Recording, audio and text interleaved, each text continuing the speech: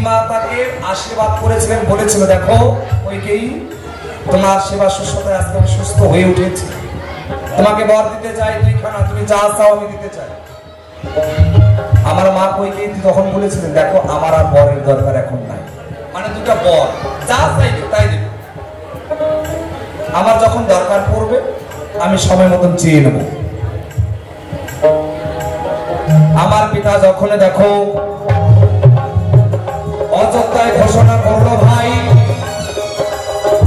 আমাকে সিংহাসনে বসাইতে চেয়েছিল, কি ঘটনা ঘটে আজকে দিব পরিচয়।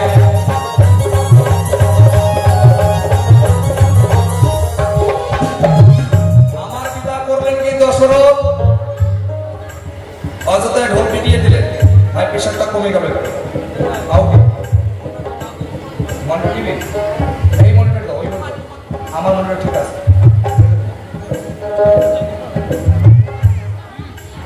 আমাকে রাজসিংহাসনে বসাতে চাই যখন আমার বিমাতা, সৎমা কিন্তু না, সৎমা সবাইকে বলাও যাবে না,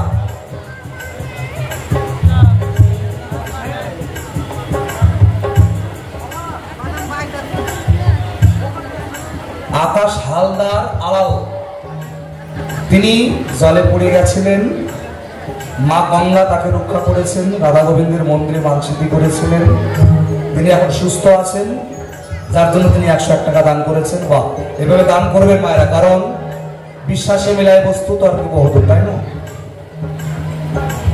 কোথায় ছিলাম ভুলে গেছি, বারবার এত আন কথা আপনার মনে থাকে, কোথায় ছিলাম? হ্যাঁ, মানে বিমাতা যে সৎমা আর মা এর মধ্যে ভাগ আছে, তারতম্য একটু আছে।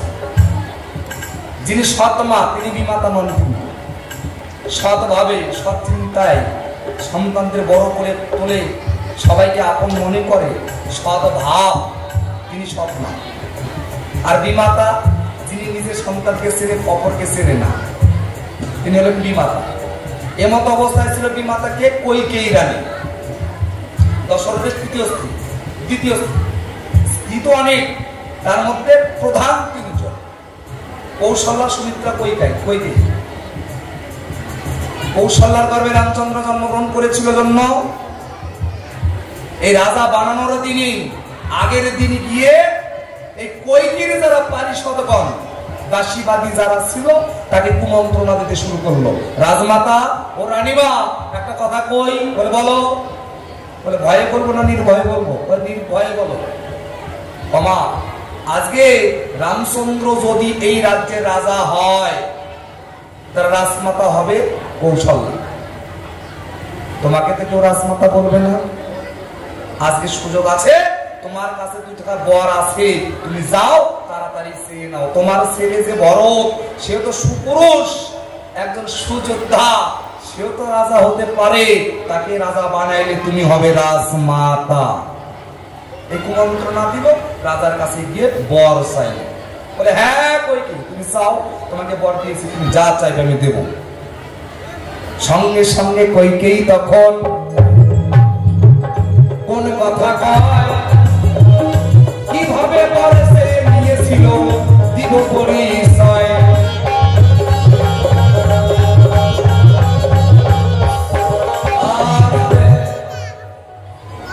বলছে হে প্রভু, হে রাজেন, আমি আপনার কাছে 2খানা বর পাই। হ্যাঁ তুমি পাবে তো, সে বর এখন আমার চাই। হ্যাঁ বলো, আমি এখন খুব আনন্দে আছি, তুমি যা চাইবে আমি তাই দেব। বাক্য দিয়েছিলেন, যার জন্য সুযোগ নিয়ে প্রথম বর চাই নিল যে রামচন্দ্রকে রাজা নয়, ভরতকে করতে হবে রাজা। আর দ্বিতীয়বার রামচন্দ্রকে 14 বছর জন্য বনবাসে যেতে হবে। সঙ্গে সঙ্গে মাথায় হাত, যার সর্বনাশ, প্রাণের অধিক যে আমার সন্তান রামচন্দ্র, তাকেই বনবাসে পাঠাতে হবে। বাক্য দিয়েছে, বাক্যই ব্রহ্ম, নষ্ট করা যাবে না। সঙ্গে সঙ্গে রামচন্দ্রকে করলো আদেশ, তুমি রাজ্য ছেড়ে চলে যাও। রামচন্দ্র কোনো কথা না বলে চলে গেল বনান্তরে। একে একে 14 বছর কাটে, যখন ফিরে গেলেন তখন নিজের মায়ের কাছে না গিয়ে গেল বিমাতার কাছে। অমা, মাগো, আমি এসেছি তোমার দ্বারে। 14 বছর বনবাসে ছিলাম, কোনোদিন কোনো কষ্ট হয় নাই, কিন্তু মনে একটা প্রশ্ন ছিল, আমি তোমার কাছে কোনোদিন অন্যায় করি নাই। আমি রামচন্দ্র তোমার কাছে কোনোদিন অপরাধ করি নাই, বিনা দোষে কেন তুমি তাহলে আমাকে অপরাধী হিসেবে 14 বছর বনবাসে পাঠাও? জবাবটা দাও। কইকেয়ী রানী বলছে, রামচন্দ্র, অপরাধ ছিল। কি অপরাধ জানো? কি? তোর মা কৌশল্যা, সে যখন নগরে কোনো জায়গায় যায় তাকে কি বলে সবাই জানিস? কি? দেখো, ওই ভগবান রামচন্দ্রের মা কৌশল্যা রানী হেঁটে যায়, ভগবান রামচন্দ্রের মা। কিন্তু আমি রামচন্দ্র যখন কোথাও যাই, আমাকে তো কেউ ভগবান কয় না, মানে ভগবানের মা কয় না। জানিস, আজ যদি তুই কৌশল্যার গর্ভে জন্ম না নিয়ে আমার গর্ভে জন্মগ্রহণ করতি, সবাই আমাকে বলতো ভগবানের মা। কি? আর ভগবানের মা হওয়ার শখ কার নাই? আমারও ছিল, যার জন্য তুই আমার গর্ভে আসিস নাই বলে তোর মায়ের কাছে তোকে আমি দূরে রেখেছি। সঙ্গে সঙ্গে রামচন্দ্র করল অভিশাপ। ছি ছি ছি, তুমি মা হয়ে সন্তান চিনতে পারো নাই। অমা, তুমি মা হয়ে আরেক মায়ের চোখের জলে ঝরে যায়, তুমি খোঁজও নেও নাই। অভিশাপ করছি দান, আমাকে গর্ভে নেওয়ার তোমার খুব শখ, খুব সাপ, আমি তোমার গর্ভে আসবো। করছে অভিশাপ, আগত জন্মে জন্মে তোমার গর্ভে জন্মগ্রহণ করব, কিন্তু তোমার ঘরে আমি থাকিব না। সেদিন বুঝবে সন্তান থেকে না থাকার জ্বালা কত বড়। এই অভিশাপ করলো, যার জন্য সেই কইকেয়ী এসে হলো শচীরানী। পরের জন্ম হলো দৈবকী। দৈবকীর উদরে কৃষ্ণ জন্মগ্রহণ করে চলে গেল কোথায়? জানি আমার সন্তান আছে, কিন্তু কাছে নাই। শচীর মাতার গর্ভে তিরুনিমাই ছেড়ে চলে যায়, মা আমার কান্নাকাটি করে আর ঘুরে বেড়ায়। কি অপরাধটা কার ছিল? মায়ের, রামের। তার অপরাধ ছিল একমাত্র মায়ের। যেমন কর্ম করেছে তেমনই তিনি ফল ভোগ করেছেন। জয় জয় রাধা গোবিন্দ, একবার হরিবল হরিবল। শোনো শোনো ওগো ভক্ত, আমি সভাতে জানাই, দ্বিতীয় প্রশ্নের দিকে যাব এখন, দিব পরিচয়।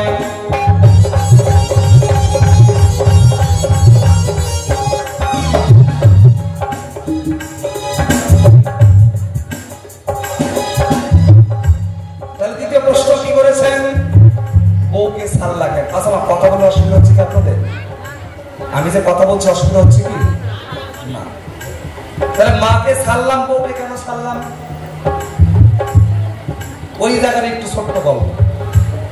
যখন 14 বছরের বনবাসে যায়, শাস্ত্রে তো বলা অনেক রকম, কি মা? মানে এক রামায়ণ তো এক মুখে একরকম হয় না, অনেক মুখে অনেক রামায়ণ আছে। কি? সেখানে একটা ছোট্ট গল্প আপনাদের সবার আছে জানা। যখন বনান্তরে ছিল রাম লক্ষ্মণ সীতা একটা তালপাতার কুঠি নির্মাণ করে, সে সময় দৈনন্দিন রামচন্দ্র আর লক্ষ্মণ মিলিত হয়ে বনে ফল চয়ন করতে যায়। ফল, এ ফল চয়ন করতে গেল যখন, সেখানে রাবণের বোন শূর্পণখা, কি রাবণের বোন শূর্পণখা একজন সুন্দরী রমণী রূপে ধারণ করে বনের মধ্যে ঘোরাঘুরি করে। রাক্ষস যাকে পাবে খাবে, এই চিন্তাধারা করে সুন্দরী রূপে ধারণ করে ঘুরে বেড়াচ্ছে।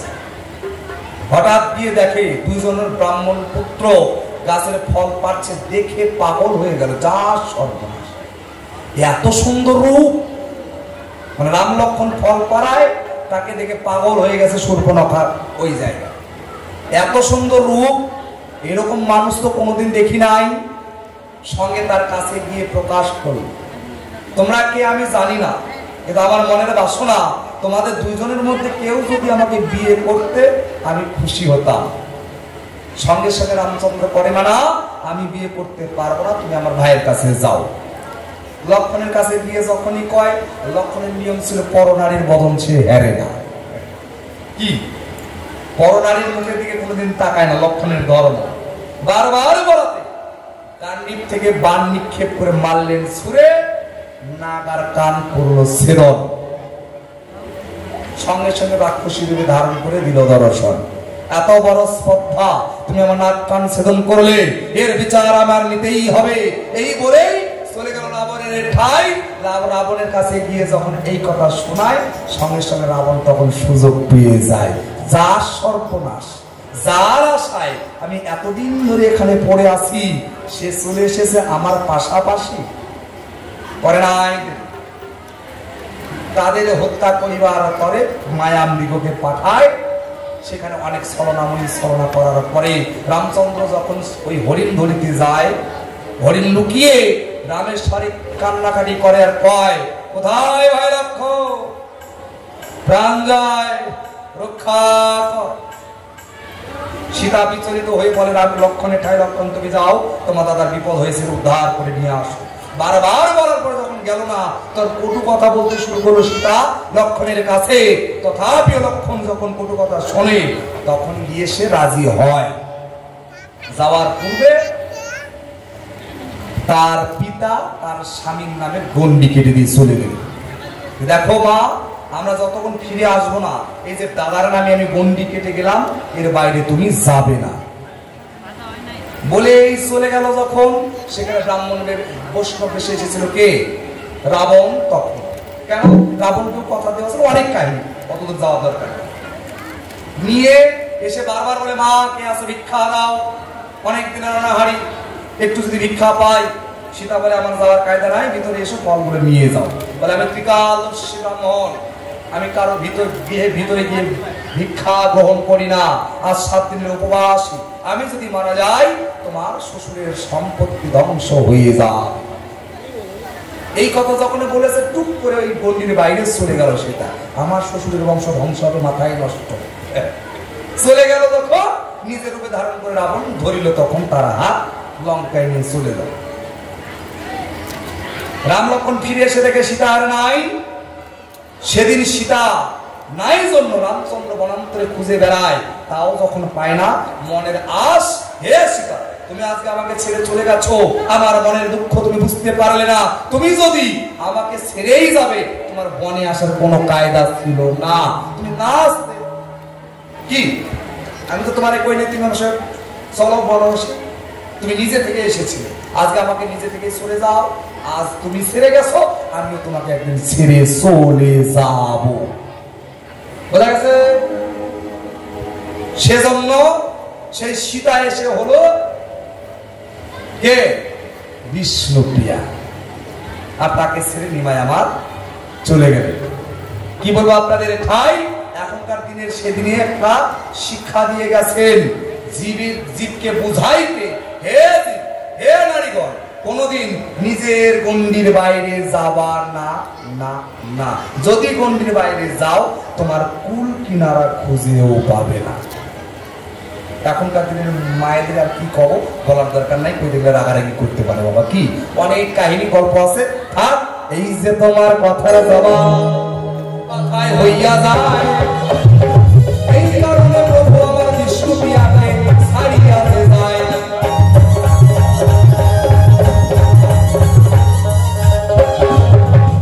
আরেকটা ছোট্ট প্রশ্ন, মানে বুদ্ধি, মানে খাটো মানুষ তো বুদ্ধি বেশি পাওয়া, বুঝলেন?